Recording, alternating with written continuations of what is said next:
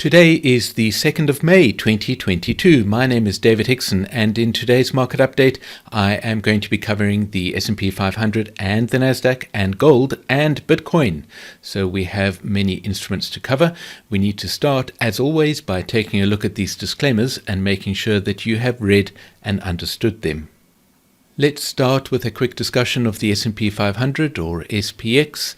As you know from previous market update videos, and if you haven't watched them, I would encourage you to take a look at the previous videos because I do try to avoid repeating myself too much in these videos. As you will know, I have been watching two analyses, one of which positions the 18-month cycle trough over here at the beginning of October last year, and the other analysis positions the 18-month cycle trough over here at the end of February or early March, which in this analysis is phased as a 20-week cycle trough. Both of these analyses are painting a fairly bearish picture, as discussed in last week's market update, where I discussed the fact that stock markets seem to be turning bearish. In particular, the reason why this analysis, which positions the 18-month cycle trough back here in October of last year, is turning bearish, is the fact that we had a fairly bearish shaped cycle elapsing into the end of February. And of course, what we have seen since the end of February or early March is another fairly bearish cycle, or in fact, it's a neutral shaped cycle. So let's just quickly zoom in and take a look at what has been happening there. As discussed in last week's market update video, I expect that price is coming down now into an 80-day cycle trough, and there are various ways of measuring the length of the cycle depending on where we position this trough over here, either on the 24th of February or over here, I think that was the 8th of March, or over here on the 15th of March. Each one of those potential positions could be the trough of either 20-week magnitude or indeed 18-month magnitude. I discussed the interactions with the 20-day FLD, which is this purple line on the chart, in last week's market update video, and pointed out that price had come up and found resistance at the level of the 20-day FLD, which increased the chances that price was now moving down into this 80-day cycle trough. Of course, the next thing that we expect to happen would be for price to bounce out of the 80-day cycle trough and to cross above the 20-day FLD as it begins to form its next 80-day cycle. However, we need to bear in mind the fact that these markets have certainly turned bearish. This is not a particularly bearish shaped 80-day cycle that lies behind us, but it is a neutral shaped cycle, and it has, as you can see, an early peak over here. In other words, the peak occurred before the halfway mark of the cycle, and that is a bearish indication. And as of the time that I'm recording this video, which is before the markets open in the US on Monday, you can see that we do not have a lower trough just yet because the lower price was over here. And so that is not a bearish shaped cycle in terms of it ending at a lower price. But of course, this trough has not yet formed in the markets. We are expecting it to form soon, as can be seen from this nest of lows. And so there is no change to what I discussed in last week's market update video. And if we zoom back out again and take a look at the composite model line, which gives us an indication of what the analysis implies we should expect to happen. And of course, it describes the cycle influence as shown in the price movement in the past. But you can see that we are, of course, expecting a trough to form about now. That'll be the 80-day cycle trough.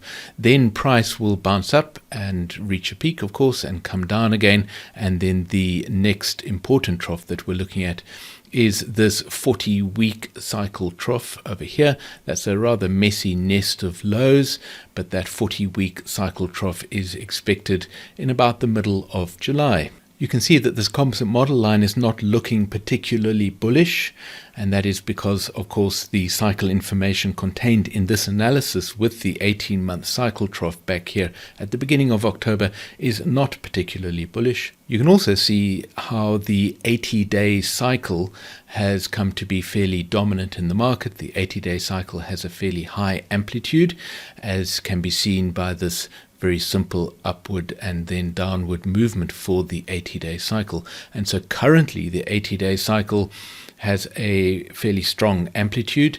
It has a lot of force to it, the 80-day cycle, and it is overwhelming the shorter cycles, in particular the 40-day cycle, which is almost unnoticeable in recent price action. And as a matter of interest, we can take a look at the individual cycles. If we display these cycle lines, you can see how the amplitude of the 80-day cycle, which is this cyan-colored cycle, has suddenly increased recently. This cycle line shows us the measured amplitude in the past, and you can see how this cyan-colored cycle has been getting steadily stronger until it reached a very high strength in the recent iteration of that 80-day cycle. And of course, it is expected to return back to a more normal amplitude in the future. But of course, there is nothing to say that it couldn't keep beating with a fairly high amplitude. On the other hand, the 40-day cycle, you can see, increased in amplitude during this period of time, from about the beginning of December through to about the end of February, and it has recently been decreasing in terms of its amplitude, as you can see over there. Let's take a quick look at the NASDAQ, and again, I don't have very much to add over what I said in last week's market update video. The NASDAQ presents the clearest picture in terms of why stock markets might be turning bearish, as discussed in the previous several market updates. I believe that the December 2018 trough over here was probably the more important cycle trough. I say more important because I think it was probably a bigger magnitude trough than the March of 2020 trough, which, as I've mentioned in previous market update videos, might have been distorted or have had an increased downward movement, distorted amplitude of that move because of the pandemic sweeping around the world at that time. And so the NASDAQ presents a clearer picture as to why the markets might be turning bearish, with a big magnitude trough over here in December of 2018. Of course, we have 3 18-month cycles that fit within each 54-month cycle according to Hurst's nominal model, which is simply the list of cycles that he discovered 50 years ago when he did his analysis of financial markets. And of course, the third 18-month cycle, which is the one that is currently playing out at the moment, is likely to be the least bullish or the most bearish of all of these cycles. And so that presents a very reasonable argument in terms of why these markets might indeed be turning bearish. I have also been tracking 2 possible analyses in the NASDAQ. As you will know, the one positions the 18-month cycle trough over here at the beginning of October, and the other one positioned the 18-month cycle trough exactly the same as in the S&P 500 over here at the end of February or early March. The interesting thing in the NASDAQ, which is slightly different to the S&P 500, is that last week price dropped down below the levels at the end of February or early March, and therefore the analysis with the 18-month cycle trough over here at the end of February seems like the less likely analysis, and the 18-month cycle trough over here at the beginning of October begins to seem more likely. If we display the composite model line on this chart, you can see that we are expecting price to move down into this 40-week cycle trough over here, which is expected a little bit earlier than in the S&P 500. I think that is in about the middle of June that trough is expected. But the more important thing really is that we are looking at a general bearish move all the way down into this 54-month cycle trough, which is expected early next year. And if we zoom in and take a look at a little more detail, you can see that we are also expecting an 80-day cycle trough to play out in the NASDAQ. We are looking at a little bit of a bounce out of that 80-day cycle trough, but that composite model line indicates how we are not expecting a tremendous bullish move out of that 80-day cycle trough. And then, of course, we are expecting an early peak and then a move down into this 40-week cycle trough over here, expected, as I mentioned, in June. We had some very interesting comments on last week's video, particularly in terms of whether recent news events, we've had, of course, the pandemic and there's been the invasion of the Ukraine, whether those news events have distorted cycle actions in the market. And of course, it is absolutely possible that recent news events have distorted the cycle picture. And they have certainly contributed to things such as the confusion over the exact position of this trough over here, either at the end of February or at the beginning of March. And there is a fascinating discussion to be had about the relationship between the cycles that influence price movements in financial markets and news events. And that's a discussion for another time, because it's a discussion that can get very complicated.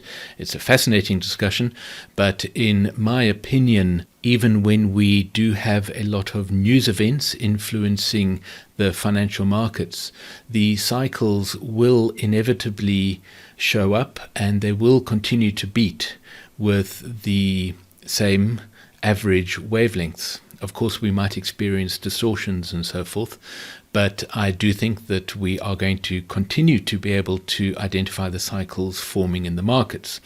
The one thing I thought would be very useful and important to point out is that as markets turn bearish, identification of troughs becomes a little more difficult. When markets are fairly bullish or are neutral, then of course the M shapes that form in the markets are a lot clearer, and particularly the identification of the troughs is very clear, because we are getting good strong bounces out of those troughs.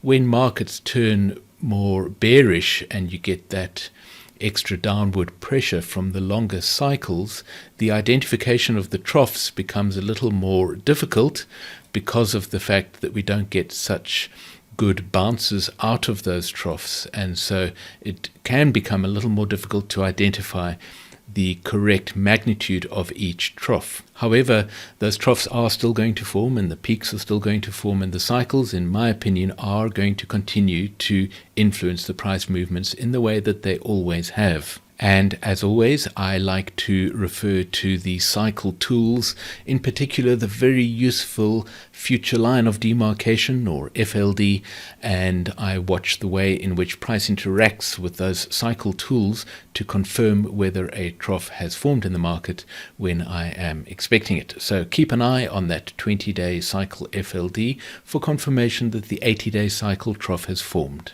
Now let's take a look at gold, and gold has been a bit of a star in the group of markets that we have been watching, because the cycles have been playing out very clearly.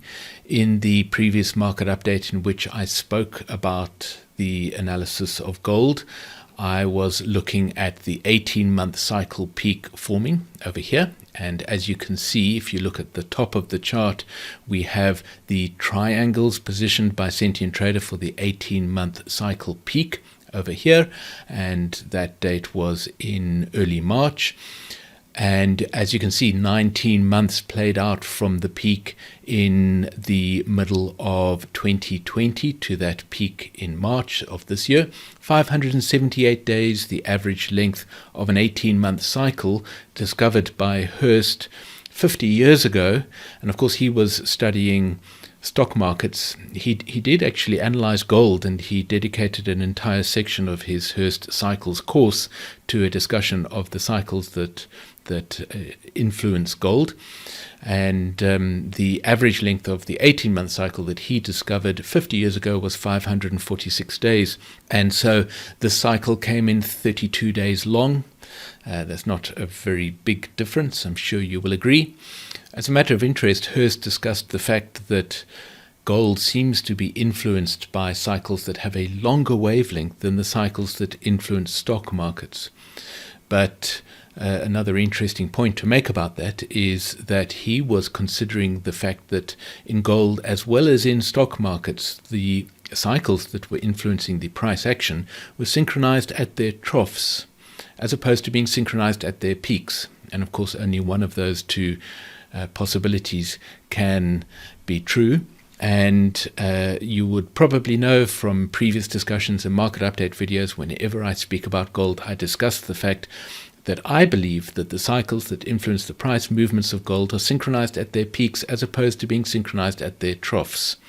And as a matter of interest, if we take a look at this trough analysis, you will see, I think fairly quickly, that the identification of the troughs is not really very clear at the moment in gold. Sometimes you do get a good trough analysis in gold, but there are other times where the exact position of those troughs is not very clear, and so there are many question marks really in terms of the trough analysis, which is why I tend to focus on the peak analysis, although of course I am looking at both of them on this particular chart because I think it's useful just to keep an eye on the other analysis. But let's focus on the peaks for now in terms of this analysis of gold. As mentioned, I was expecting an 18-month cycle peak to form over here. I made a market update video about that 18-month cycle peak a couple of weeks before the peak formed, I think, if memory serves me correctly. And so we have an 18-month cycle peak. So what are we expecting? Well, of course, following an 18-month cycle peak, we expect the price of gold to move down. But of course, it's not going to just keep moving down forever. It will move down and up and down and up and so forth as the cycles continue to influence it. And so let's just zoom in and take a look at what has happened since that peak formed. And if we measure the number of bars that played out, you can see that after 41 days, we had a peak that formed over here on the 18th of April, I think that was. And that was very probably the peak of the 40-day cycle, as has been phased in the analysis over here. The next peak that we are looking at is the 80-day cycle peak, which is expected over here towards the end of May, perhaps even the beginning of June. Now, if we take a look at the trough analysis, bearing in mind that the trough analysis is much less reliable in my opinion, you will notice here this zoom scale that of course we have some very questionable troughs, including this 80-day cycle trough over here at the end of February. Was that really an 80-day cycle trough? It's difficult to tell. So the trough analysis is not very reliable, but it is nevertheless useful to keep an eye on because we are expecting a 40-week cycle trough to form. But of course the trough formation in a market that has synchronized peaks can be a little bit messy, and so we might not get a very clear and sharp trough forming. Nevertheless, we should see a trough of about 40-week magnitude forming at some point in the market. It might be a little bit messy, as I've mentioned. There might be a few potential troughs forming. So what are we expecting in terms of what gold is going to do now? Well, we do expect it to bounce out of a bit of a trough, and then there are some peaks that we need to look out for. In particular, of course, we have a 20-week cycle peak over here. Where is that? That's in about July. And then we have a 40-week cycle peak expected, I think that's in about November or December, towards the end of this year. Let's take a quick look at the composite model line and see what that is telling us to expect. There is the composite model line, and as you can see, it is painting a fairly bearish picture. The reason for that is, of course, because of the 18-month cycle peak that has been positioned over here at the beginning of March. But in that composite model line, you can see the peak that we are expecting over here for the 80-day cycle, the peak that we're expecting over here for the 20-week cycle, and of course the much bigger and more impressive peak over here towards the end of the year for the 40-week cycle. Now, I would like to point something out about this composite model line. Some people will look at the composite model line and say, oh my goodness, the price of gold is doomed. Clearly, it's moving all the way down. The important thing about the composite model line is it shows us the implications of the analysis on the chart. We are certainly going to be looking for the peaks to form at the times that have been identified. But the really important thing is not to simply look at the composite model line and say, okay, well, that's what's going to happen, and then stop thinking about it.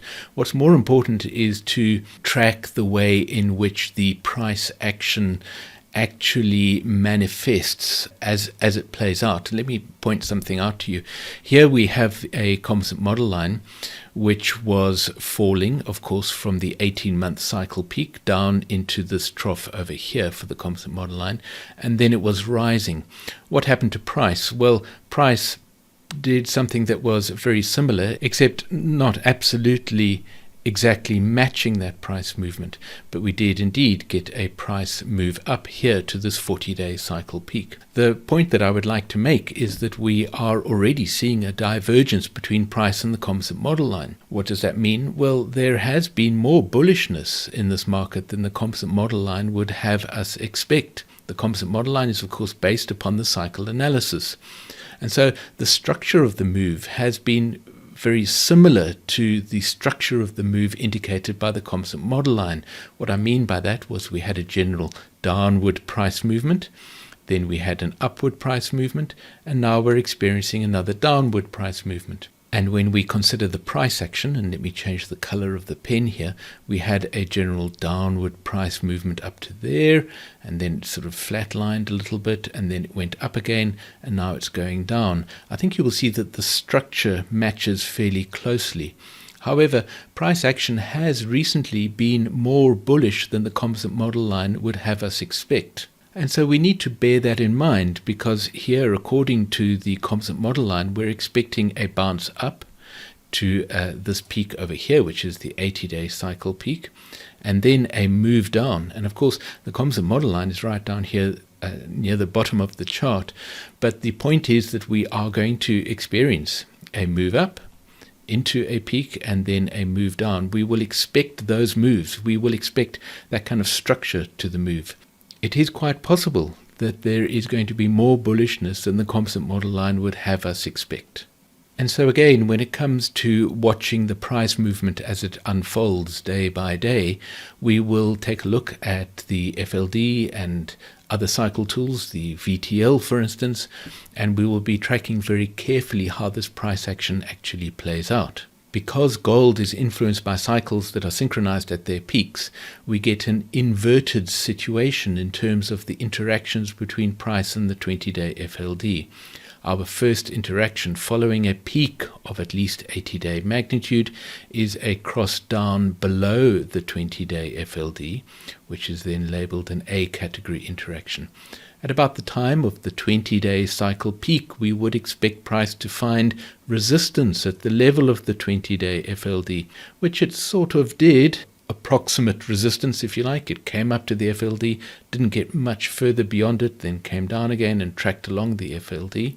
That would be labeled a B-C category interaction.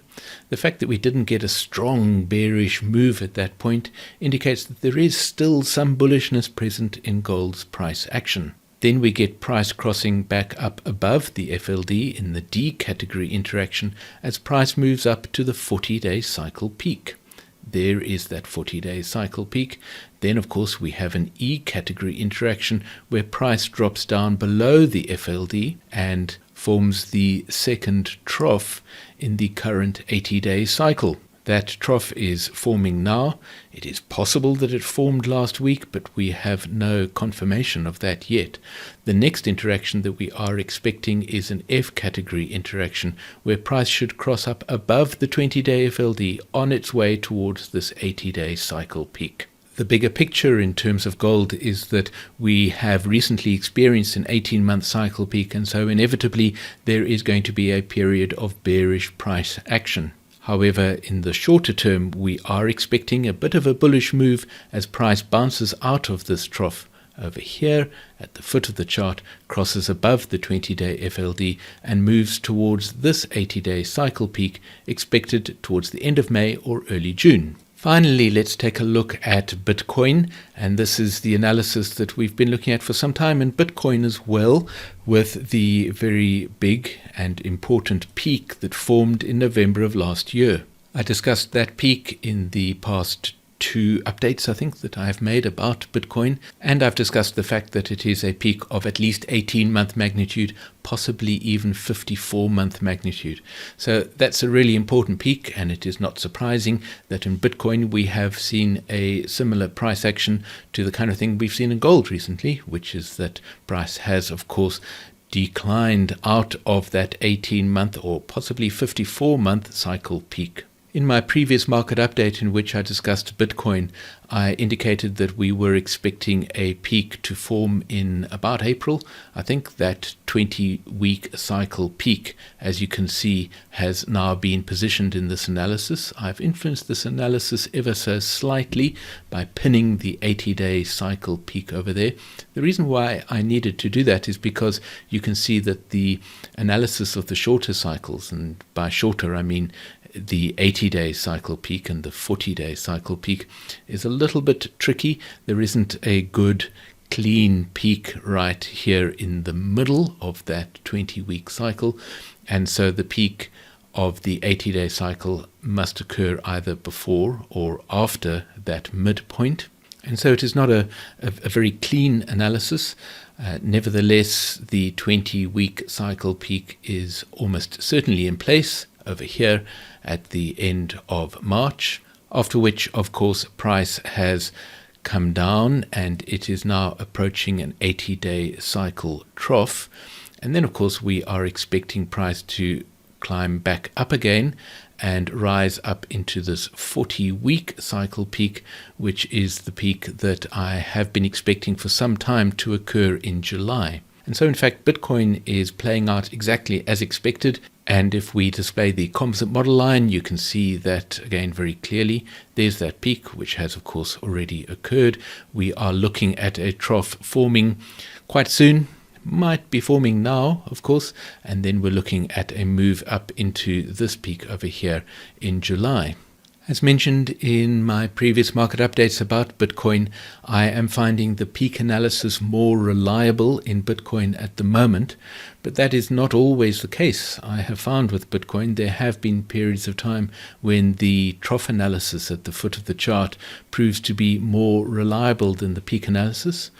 And it is for that reason that I always watch both analyses, particularly when it comes to Bitcoin or any cryptocurrency, because the trough analysis is sometimes more reliable than the peak analysis. But keeping an eye on both of them I found is very useful. In fact, I thought it would be interesting to take a look at the price of Luna, another cryptocurrency, which of course moves in a very similar way to Bitcoin, because of the principle of commonality. So you're getting markets that are moving with a great deal in common, particularly crypto markets, of course. But the interesting thing about Luna is that the trough analysis in Luna has, in my opinion, been more reliable than the peak analysis. In fact, you can see that the peak analysis for Luna has the 18-month cycle peak over here. I think that was in the beginning of April. But the trough analysis in Luna has been very good and clear and reliable, indicating that we had a 20-week cycle trough over here in the middle of April. And the next trough for Luna is expected towards the end of June or in early July. I thought that would be interesting to show you, because there are periods of time when cryptocurrencies beat with a very clear trough synchronized rhythm, and other times when they beat with a very clear peak synchronized rhythm. For that reason, I think it is useful to keep an eye on both of them. I do hope that you found this market update useful and interesting. If you have any questions, please put them in the comments below the video. I look forward to hearing from you.